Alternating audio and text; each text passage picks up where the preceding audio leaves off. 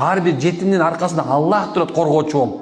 Ким деген жетимди кыйнаган болсо, анын үйүн тартып алган болсо, ким аны субхана үйсүз калтырса, малсыз калтырса, Аллах Куранда мааниси ушундай.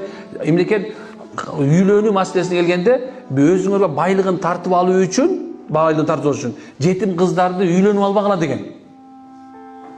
Түшүнүп атабызбы? Бул деген нерсе чоң маселе бу. Ошол жетимдердин субханалла акысы оор, тузу оор.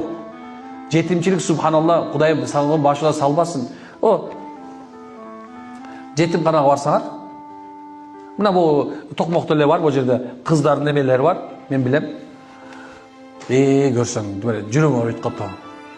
Бу жака барсаң, жетим эмеге барсаң, мени алып кетесизби дегендечи, өңгүрүп бийлебесиз депчи. Мени алып кетесизби дейт.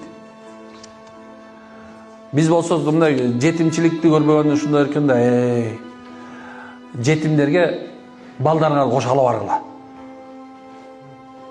Балдарыңарды апаргыла. Мен көбүн айтам. Көп балдар апарды. Мына силер деле ушул жерде тургандар. Бир күнү мына баарыңарда мына бар. Бул жерде карасам мына канча киши болсо ошончо унаа келди азыр.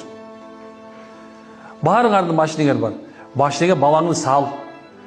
Бир нече продуктун салып ал. Анан балдарга баратканда ушундай жетимдерге алды. Жетим деген эмне деп сурайт?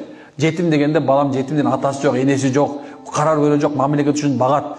Ушулар бир көрүп келели деп көрсөтүп келгиле. Алардын керек болсо кирип баратканда жанагындай жыттанган жыты элечи. Жетимчиликтин жытын көрсөт. Жетимдердин тузу оор, абайлагыла. Субханалла. Имамдарга да ушуну түшүш керек деп ойлойм да булам. Биз ушул мен өзүм көп апарам. Мен өзүм үммөт кенжи коомдук фонд бар бизде. Ошол фонддун негизинен көп жетимдерге жардам беребиз биз.